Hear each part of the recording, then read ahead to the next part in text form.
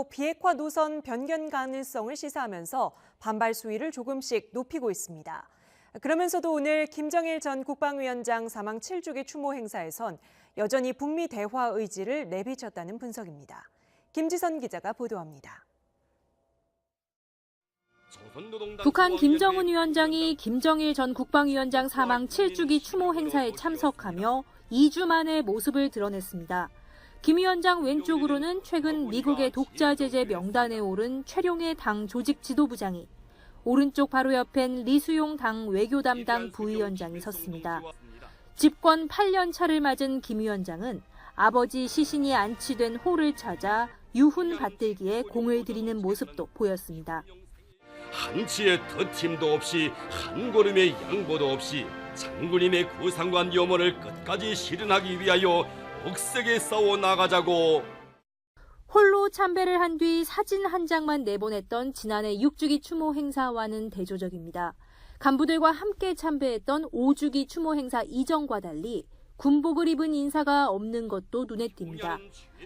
하루 전 미국의 대북 제재 압박에 맞서 비핵화 노선 변경 가능성을 언급하긴 했지만 여전히 경제 건설과 미국과의 대화 의지가 더 강하다는 것을 보여줬다는 분석입니다.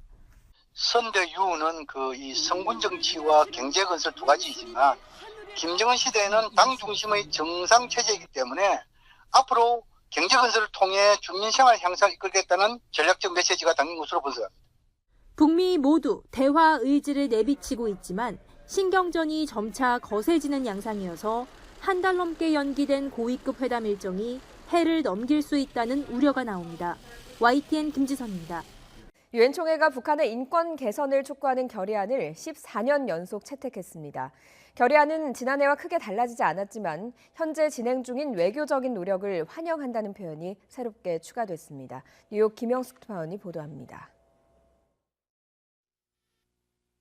북한 정권의 인권 유린을 규탄하고 책임자 처벌을 촉구하는 대북 인권 결의안이 올해도 유엔 총회를 통과했습니다. 지난 2005년 이후 14년 연속 채택입니다. 우리 정부도 채택에 동의했고 공동제안국에 이름을 올렸습니다. 결의안은 고문과 강간, 공개 처형, 강제노동 등 북한 정권의 인권 침해 행위를 강력히 비판했습니다. 이어 강제수용소 폐쇄와 정치범 석방, 책임자 처벌과 진상규명을 촉구했습니다. 특히 가장 책임 있는 자에 대한 안보리 제재를 권고해 김정은 위원장의 책임을 명확히 했습니다. 북한의 인권 상황을 국제사법재판소에 회부하자는 내용은 5년 연속 포함됐습니다. 북한은 강력히 반발했습니다. Draft resolution has nothing to do with genuine human rights, as it is product of political plot on the hostile forces that try to disgrace the image of DPRK. 중국과 러시아도 반대 입장을 밝혔지만 표결을 요구하지는 않아 전원 합의 형식으로 채택됐습니다. 다만 올해 결의안엔 현재 진행 중인 외교적인 노력을 환영한다는 내용이 새롭게 포함됐습니다. 남북 정상회담과 북미 정상회담을 통해 조성된 대화와 협상 흐름을 지지한다는 뜻으로 풀이됩니다. 뉴욕에서 YTN 김명수입니다. 최근 대북 압박 강도를 높이고 있는 미국에 맞서 북한이 비핵화 노선 변경 가능성을 시사하며 반발 수위를 조금씩 높이고 있습니다. 그러면서도 김정일 전 국방위원장 사망 7주기 추모 행사에선 여전히 북미 대화 의지를 내비쳤다는 분석입니다. 김지선 기자가 보도합니다. 북한 김정은 위원장이 김정일 전 국방위원장 사망 7주기 추모 행사에 참석하며 2주 만에 모습을 드러냈습니다. 김 위원장 왼쪽으로는 최근 미국의 독자 제재 명단에 오른 최룡해 당 조직 지도부장이, 오른쪽 바로 옆엔 리수용 당 외교 담당 부위원장이 섰습니다. 집권 8년 차를 맞은 김 위원장은 아버지 시신이 안치된 홀을 찾아 유훈 받들기에 공을 들이는 모습도 보였습니다. 한치의 더팀도 없이 한 걸음의 양보도 없이 장군님의 구상관 염원을 끝까지 실현하기 위하여 억세게 싸워 나가자고. 홀로 참배를 한 뒤 사진 한 장만 내보냈던 지난해 6주기 추모 행사와는 대조적입니다. 간부들과 함께 참배했던 5주기 추모 행사 이전과 달리 군복을 입은 인사가 없는 것도 눈에 띕니다. 하루 전 미국의 대북 제재 압박에 맞서 비핵화 노선 변경 가능성을 언급하긴 했지만 여전히 경제 건설과 미국과의 대화 의지가 더 강하다는 것을 보여줬다는 분석입니다.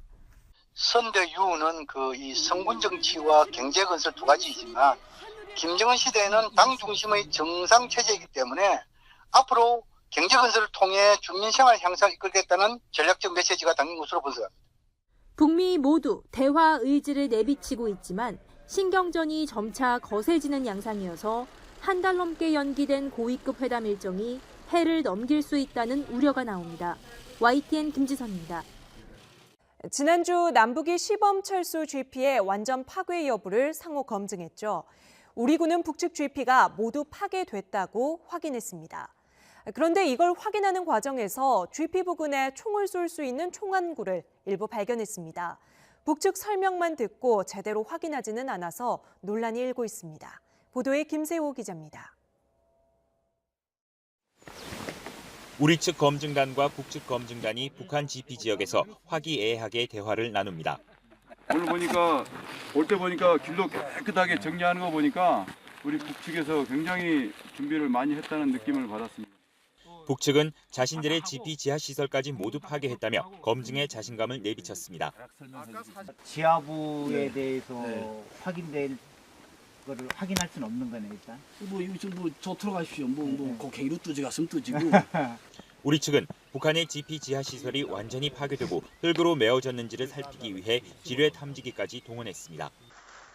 무너진 GP 내부에 추가로 남아있는 시설이 있는지 일일이 살피기도 합니다. 국방부와 합참은 북한의 GP가 역할을 완전히 상실했다고 평가했습니다.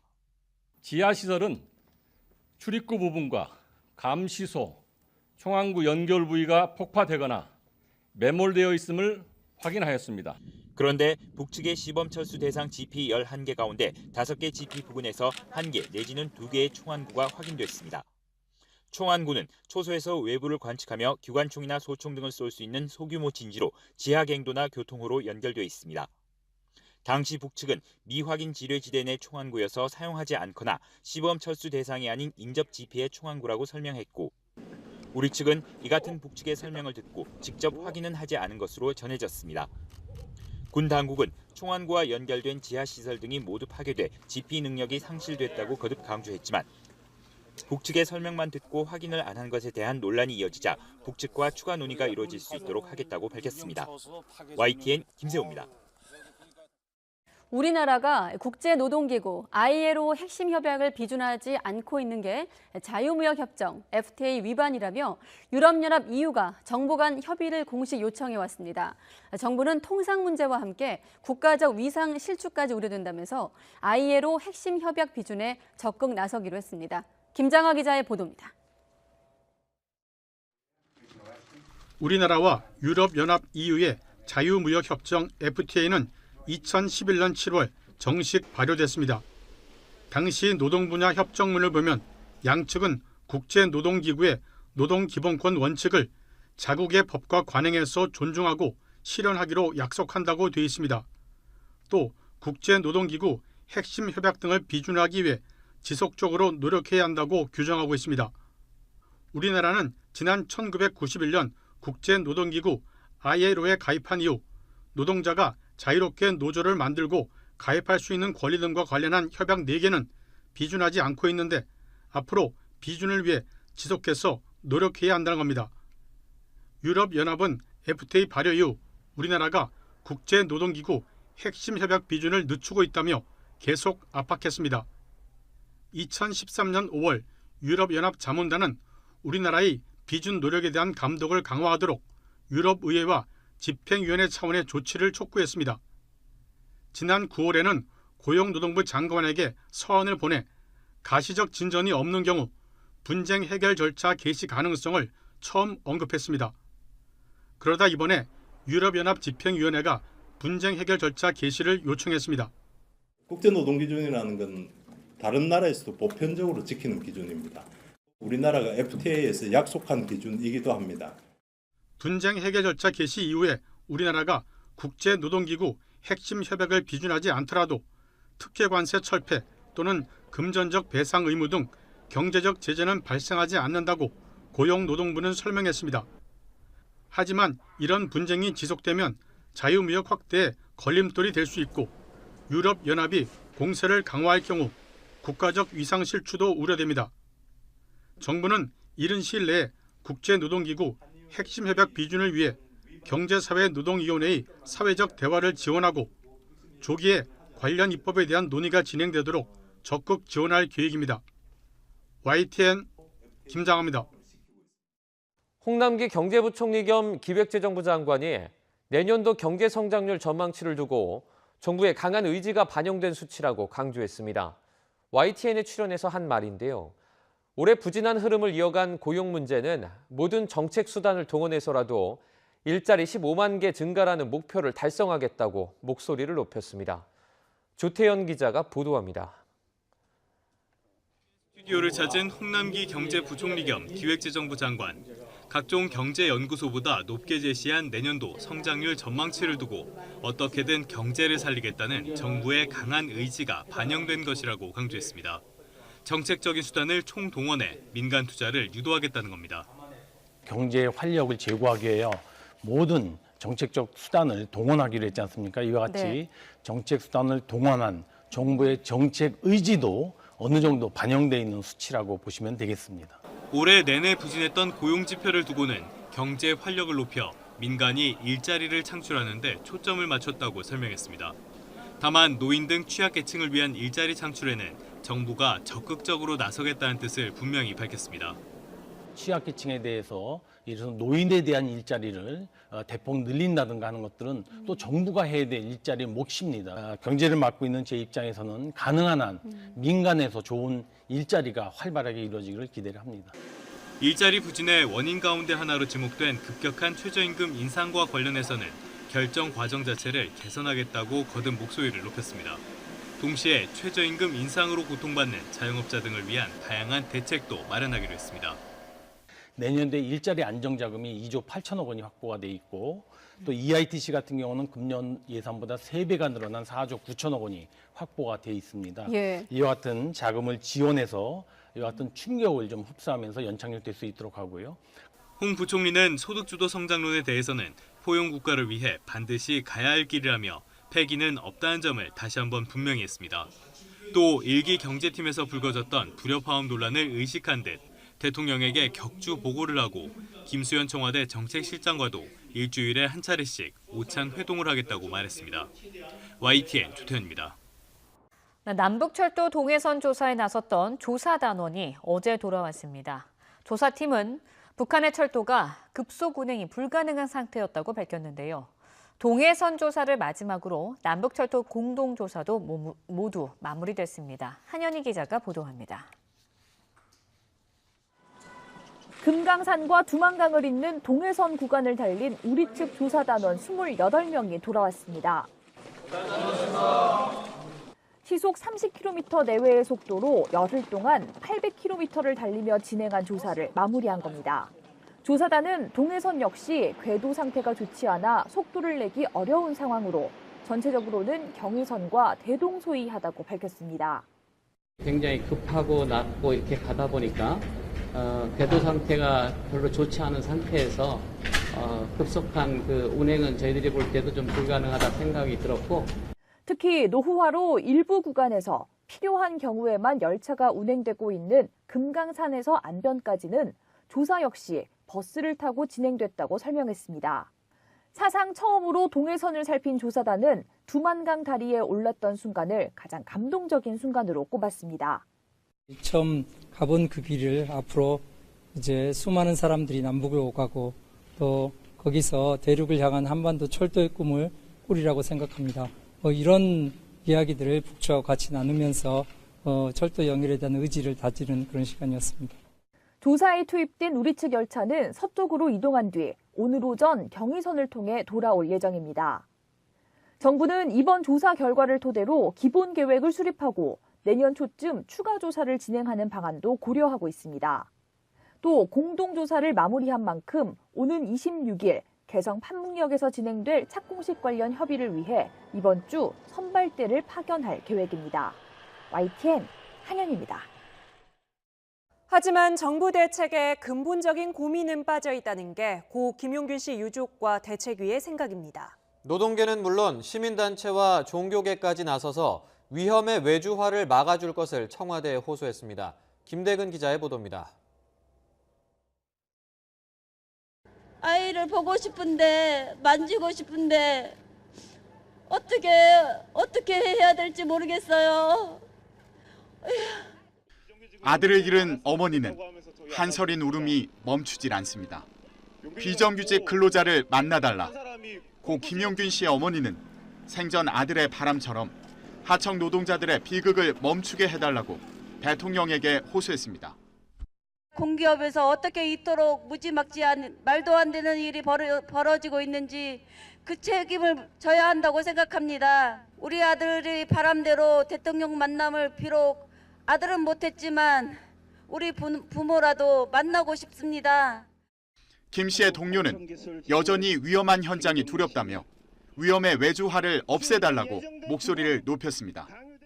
요즘 저희 직원들이 통근 버스 안에서 회사에 가기 싫다고 합니다. 무섭다고 합니다. 죽기 싫다고 합니다. 대한민국 어느 노동자가 회사 출근하면서 그런 걱정을 하겠습니까? 비정규직 노동자, 하청 노동자, 저희들만 그런 걱정을 합니다. 노동계는 물론 시민단체, 종교계 등 92개 단체는 고 김용균 시민대책위원회를 꾸렸습니다. 이들은 태안 화력발전소의 운전을 전면 중단하고 안전대책을 마련할 것을 촉구했습니다. 공공부의 비정규직의 제로시대 만들겠다고 했던 대통령의 그 이야기를 듣고 비정규직들은 너무나 꿈에 부풀었습니다. 그러나 실제로 비정규직은 정직하지 않고 오히려 이렇게 사망에 이르렀습니다. 문재인 대통령의 사과를 원합니다. 또 설비 점검 시 2인 1조 근무 시행 등 정부가 내놓은 제도 개선 방안에 대해 근본 문제에 대한 고민은 빠져 있다고 지적했습니다. 위험한 업무의 외주화를 금지하는 법안을 12월 임시국회에서 처리할 것도 촉구했습니다. 광화문 광장에 고 김용균 씨 분향소를 마련한 대책위는 오는 22일 범국민 추모제를 여는 등 앞으로 하청업체 노동자들의 희생을 막기 위한 활동을 이어갈 예정입니다. YTN 김대근입니다.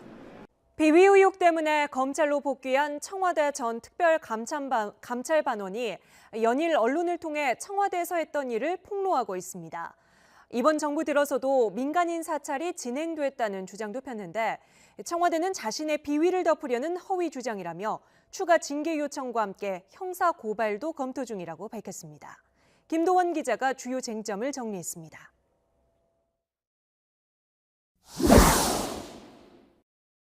전 특별감찰반원 김태우 수사관이 스스로 만든 첩보 보고서라며 한 언론의 목록을 밝혔습니다. 전직 총리 아들의 사업 현황, 민간은행장 동향 등 특감반 감찰 대상이 아닌 민간인의 첩보가 포함되어 있습니다. 청와대는 특감반 업무도 아니고 신빙성도 없어 폐기된 불순물 같은 첩보라면서 김 수사관에게 업무 외의 첩보 생산을 중단시켰다고 밝혔습니다. 업무 범위에 해당하지 않거나 그 내용의 신빙성이 인정되지 않는 경우 폐기됩니다. 그 점을 잘 알면서도 김 수사관이 허위 주장을 하고 있는 것입니다. 지난해 9월 당시 국회 사무총장이었던 우윤근 주 러시아 대사에 대한 비리 첩보를 올렸다가 올해 특감반에서 쫓겨났다는 게 김 수사관의 주장입니다. 청와대는 1년 2개월 전의 보고 때문에 돌려보내는 건 앞뒤가 안 맞는다면서 어차피 내년 1월이 복귀 시한이라 비위 혐의가 없었다면 돌려보낼 이유도 없었다고 일축했습니다. 하지만 김 수사관은 우 대사 건 말고도 자신이 올렸지만 처리가 안 된 첩보가 많았다고 주장했습니다. 김 수사관은 자신의 첩보로 시작된 경찰 수사에 실적만 조회했을 뿐이라는 입장입니다. 하지만 청와대는 김 수사관이 수사 대상자와 수십 차례 통화하는 등 유착 관계가 의심된다고 밝혔습니다. 또 본인의 변명대로라도 수사에 영향을 미칠 수 있어 명백히 부적절한 행위라는 지적입니다. 청와대는 김 수사관이 자신의 비위를 덮으려고 문서 목록 유출에 허위 주장까지 하고 있다면서 법무부에 추가 징계를 요청했습니다. 대상자의 행위는 징계 사유일 뿐만 아니라 형사처벌 대상이므로 법적 조치도 강구하겠습니다. 또 언론도 무분별한 폭로에 동조하지 말아달라며 유감의 뜻을 밝혔습니다. YTN 김도원입니다. 김태우 수사관이 제기한 의혹과 관련해 검찰 수사와 법원 판결을 들여다봤습니다. 일단 우윤근 주 러시아 대사의 뇌물 정황은 드러나지 않았는데요. 하지만 1,000만 원 로비 부분에 대해서는 우 대사의 해명과 달리 검찰의 정식 수사가 이뤄지지 않아 논란이 될 수 있습니다. 조성호 기자가 사실관계를 취재했습니다. 청와대 특별감찰반에서 비위가 적발돼 복귀한 김태우 수사관이 폭로한 우윤근 주 러시아 대사 관련 첩보는 두 가지입니다. 먼저 지난 2012년 검찰 수사를 받던 김찬경 전 미래저축은행 회장 사건을 맡은 조모 변호사가 수임료 1억 2천만 원을 받아 사법연수원 동기이자 국회 법제사법위원장이던 우 대사에게 1억 원을 건넸다는 의혹입니다. 김 수사관이 제기한 의혹은 이미 지난 2015년 5월 확정 판결이 나왔습니다. 대법원은 조 변호사에게 징역 1년을 확정했지만 1, 2심 판결문 어디에도 우 대사에게 돈이 전달된 정황은 찾아볼 수 없습니다. 김 수사관이 6년 전 사건의 사실관계를 잘못 이해해 작성한 첩보로 보입니다. 그러나 김 수사관이 추가로 제기한 1,000만 원 관련 첩보는 수사나 재판 자료를 찾아볼 수 없습니다. 김 수사관은 부동산 개발업자 장모 씨가 우 대사에게 조카 취업 청탁과 함께 1,000만 원을 줬다가 2016년 20대 총선 직전 돌려받았다는 첩보도 작성했다고 폭로했습니다. 지난 2015년 장 씨가 조 변호사와 동업을 추진하다가 수백억 원대 사기를 당했다며 고소한 사건과 관련해 불거진 의혹입니다. 검찰 관계자는 사기 사건과 관련 없다고 판단해 우 대사 관련 내용은 별도로 고소장을 낼 것을 권했지만 실제 고소가 이뤄지진 않았다고 설명했습니다. 사실상 정식 수사를 통한 사실 확인은 없었다는 얘기라 수사를 거쳤다는 우 대사 측 주장과 거리가 있습니다. 대검 감찰본부는 기존 감찰 1과에 특별감찰단까지 투입하면서 김 수사관에 대한 감찰을 강제 수사로 전환했습니다. 압수수색 영장을 통해 확보한 휴대전화 통화 내역을 분석해 수사 대상자와 유착 정황을 확인할 방침입니다. 그러면서 법무부를 통해 받은 청와대 추가 징계 요청서를 토대로 특감반 근무 당시 첩보문서 유출이 공무상 비밀 누설에 해당하는지도 검토하고 있습니다. YTN 조성호입니다. 정부가 내년도 경제정책 방향을 발표했습니다. 대규모 민간 투자를 촉진해서 우리 경제에 활력을 불어넣는 게 핵심인데요. 이를 위해 재정과 금융 등 쓸 수 있는 모든 정책 수단을 총동원하겠다는 게 정부의 방침입니다. 먼저 오인석 기자가 보도합니다. 우리 경제의 현재 상황이 그 어느 때보다 엄중하다는 게 정부의 판단입니다. 기업과 시장의 활력이 저하되고 일자리를 만들어내는 투자의 부진이 계속되고 있기 때문입니다. 여기에 자동차와 조선 등 주력 산업의 경쟁력도 악화하고 있습니다. 현재 우리 경제는 중대한 전환기적 시점에 직면해 있습니다. 저성장이 고착화되는 가운데 분배는 지속적으로 악화되고 있고 4차 산업혁명 등 미래의 도전 요인도 만만치 않습니다. 이에 따라 2기 경제사령탑인 홍남기 부총리는 우리 경제의 활력을 높이기 위해 쓸 수 있는 모든 수단을 총동원하겠다고 밝혔습니다. 특히 행정 절차의 신속한 처리와 이해관계 조정 등을 통해 대규모 기업 투자 프로젝트를 조기에 활성화하겠다고 강조했습니다. 대기업과 중소협력업체가 함께 입주하는 반도체 특화 클러스터와 자동차 주행 시험로, 서울 창동의 K-팝 공연장 설치 등으로 6조 원이 넘는 민간 투자를 이끌어낸다는 계획입니다. 민간, 공공, 지자체에서 막혀있는 대규모 투자의 물꼬를 트고 투자 분위기를 확산시키겠습니다. 6조 4천억 원 규모의 민투 사업이 투자 회복의 마중물이 되도록 대상을 넓히고 신속한 착공을 지원하겠습니다. 이에 따라 옛 한전 부지의 현대차 신사옥이 이르면 내년 상반기에 착공할 가능성이 커졌습니다. 정부는 내년 1월까지 현대차 신사옥 건립과 관련된 심의를 마무리하기로 했습니다. 투자 규모 3조 7천억 원이라던가 인구 유발 효과 2만 명과 같은 직접적인 경제 효과보다도 기존에 추진됐던 정부의 기업 투자와 관련된 정책 방향이 바뀔 수 있음을 시사할 수 있다는 점에 주목할 필요가 있습니다. 민간 기업의 투자 촉진을 위해 16조 원 규모의 금융 지원 프로그램도 시행됩니다. 중소 중견기업의 산업구조 고도화에 10조 원, 환경안전 투자에 5조 원 등이 지원됩니다. 또 도로와 철도, 항만 등 민간 투자 사업 대상 확대 등을 통해 6조 4천억 원 이상의 프로젝트가 조기 추진됩니다. 공공 인프라 투자도 조기에 확대됩니다.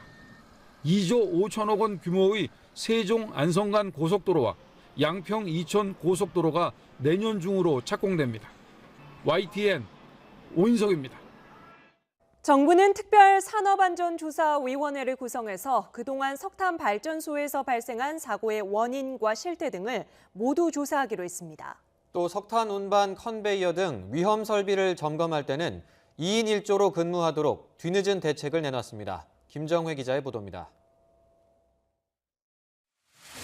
정부가 석탄 화력발전소 안전사고에 대한 국민적 의혹을 해소하기 위해 석탄 화력발전소 특별산업안전조사위원회를 구성하기로 했습니다. 특별조사위원회에는 노 사가 추천하는 전문가 외에 고 김용균 씨 유가족이 추천하는 전문가도 참여합니다.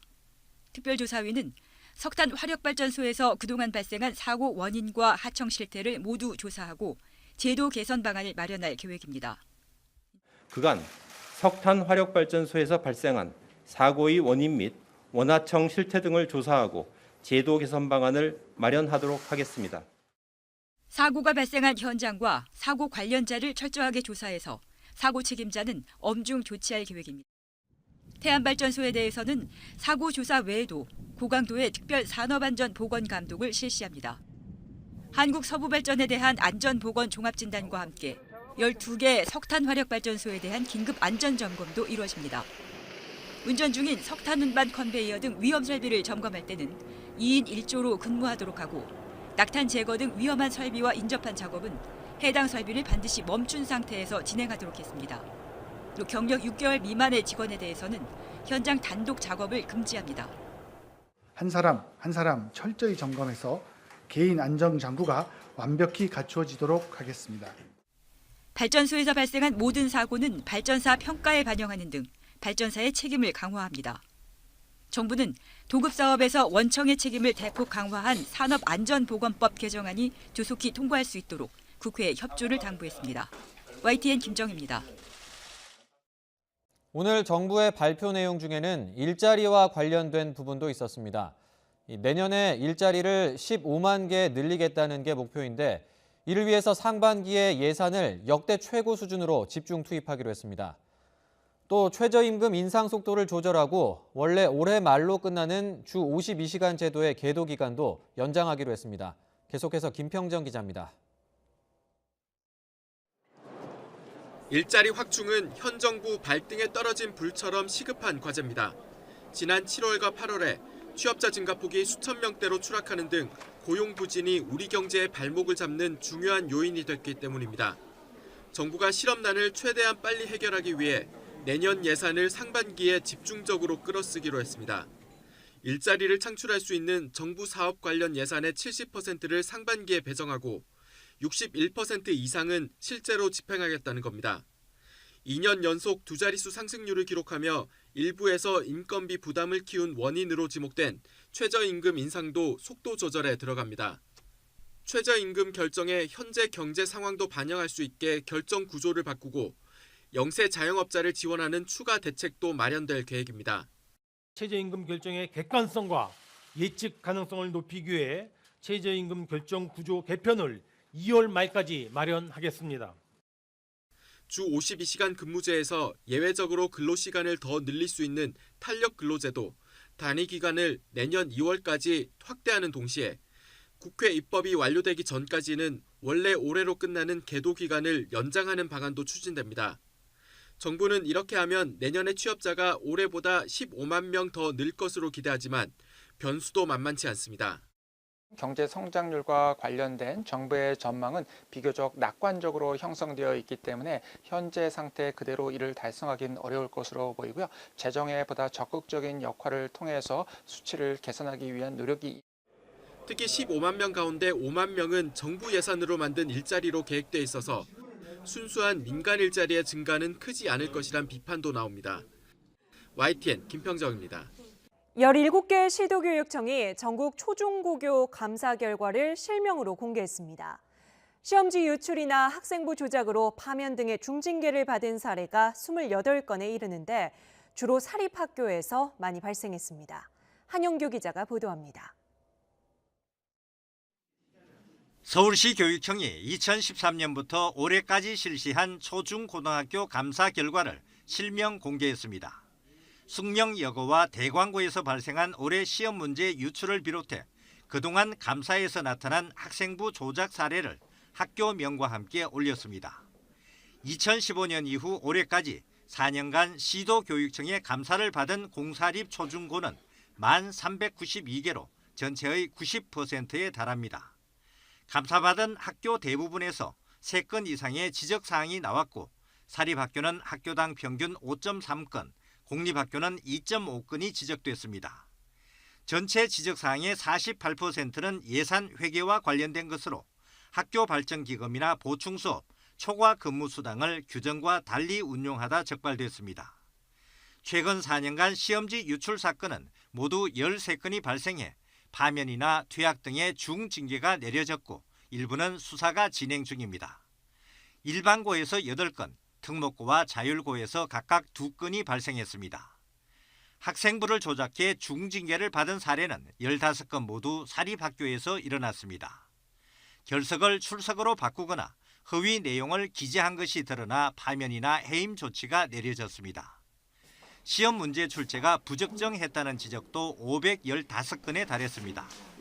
한 번 냈던 문제를 또다시 내거나 문제집에 있는 문제를 그대로 낸 경우 출제 오류로 전부 정답 처리를 한 사례도 반복된 것으로 드러나 일선 학교의 부실한 학사 관리 실태를 보여줬습니다. YTN 한영규입니다.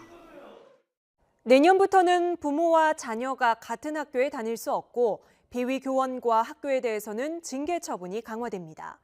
편견을 부릴 수 있다는 이유로 학부모에 대한 정보와 학생의 진로 희망 등은 학생부에 기재되지 않습니다. 학생부 신뢰를 회복하기 위한 정부 대책을 이재윤 기자가 보도합니다.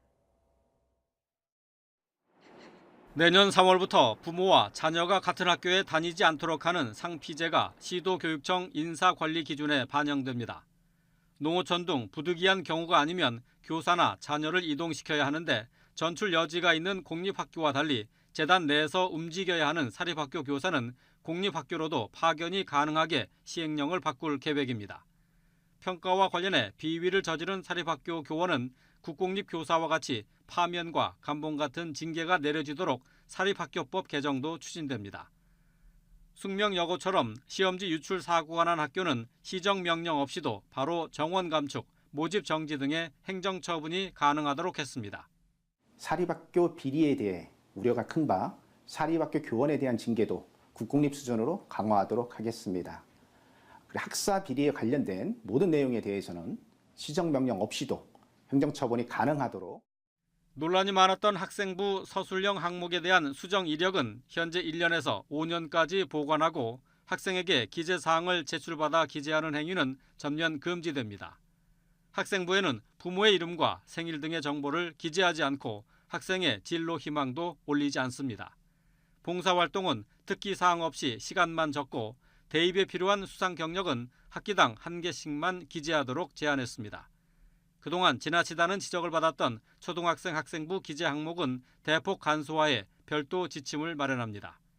학교생활기록 작성 관리 지침 개정안은 내년 1월 8일까지 의견 수렴을 거쳐 확정한 뒤 3월부터 전국 초중고에 적용합니다. YTN 이주연입니다. 붕괴 위험 때문에 입주민들을 내보낸 서울 강남의 대종빌딩 철거 여부가 내년 3월에나 결정될 것으로 보입니다. 갈 곳을 잃은 대피 입주자들은 집단 소송 준비에 나섰습니다. 조용성 기자가 보도합니다. 이번 주부터 시작되는 대종빌딩 보강 공사는 한 달 정도 진행됩니다. 붕괴 가능성을 염두에 둔 응급조치입니다. 이후 2달간 정밀 진단을 한 뒤 최종 철거 여부를 결정합니다. 지금까지 대종빌딩을 떠난 입주업체는 절반 정도인 39곳입니다. 최소한 내년 3월까지 건물을 사용할 수 없게 된 입주자들은 법적으로 공동 대응에 나섰습니다. 대책위원회를 꾸려 강남구청, 건물주, 시공사, 관리사무소를 상대로 소송을 준비하겠다는 겁니다. 임차보증금과 이사비 등 물질적 손해배상은 물론이고 정신적 피해 보상도 요구할 방침입니다.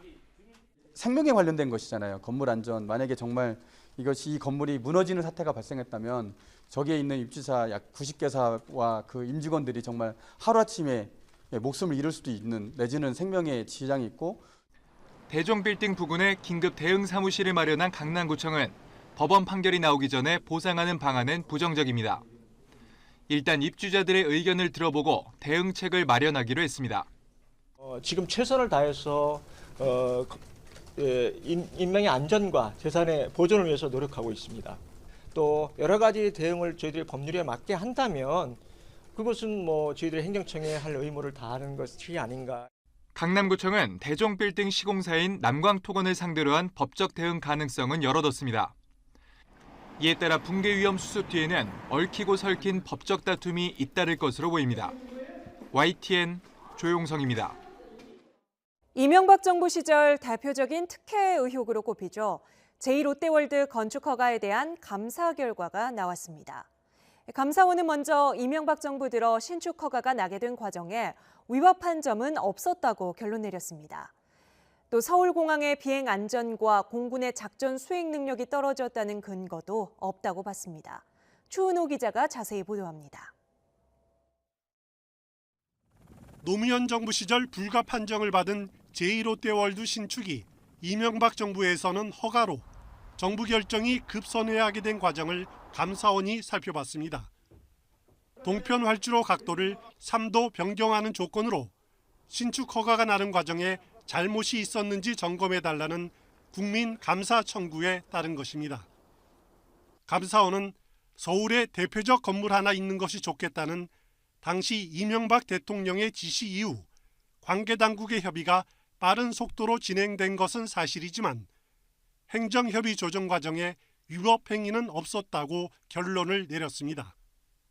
당시 활주로의 각도를 변경하더라도 공군의 작전 수행 능력에 문제가 없을 것이라는 용역 결과가 신축 허가의 결정적인 근거가 됐는데 감사원이 이번에 제2롯데월드 건물에 대한 비행 안전 영향 평가를 실시한 결과 평시와 전시 모두 안전에 문제가 없다는 결론을 얻었다고 밝혔습니다.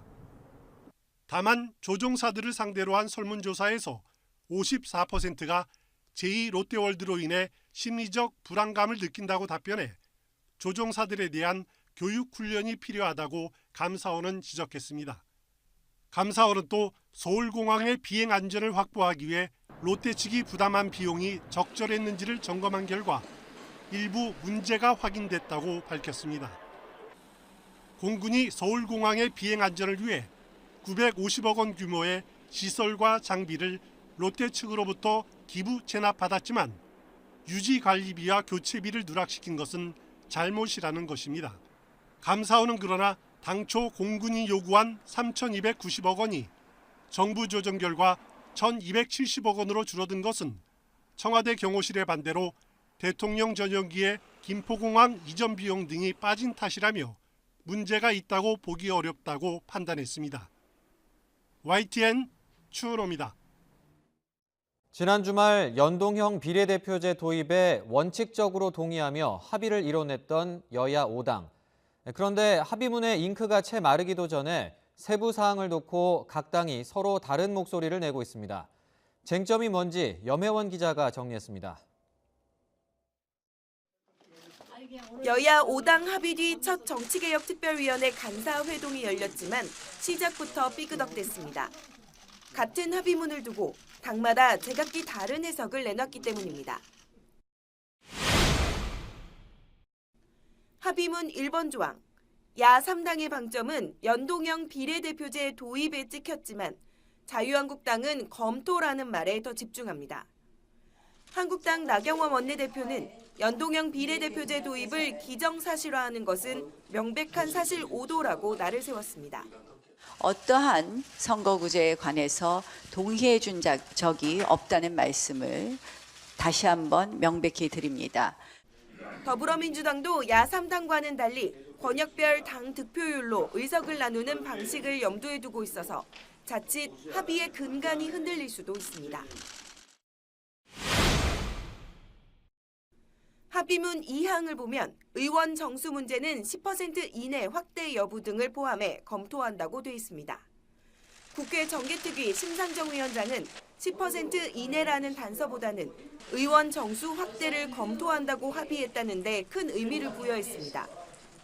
10%냐 몇 %냐보다는 의원 정수 확대를 공론화했다는 것이 저는 가장 큰 의미가 있다.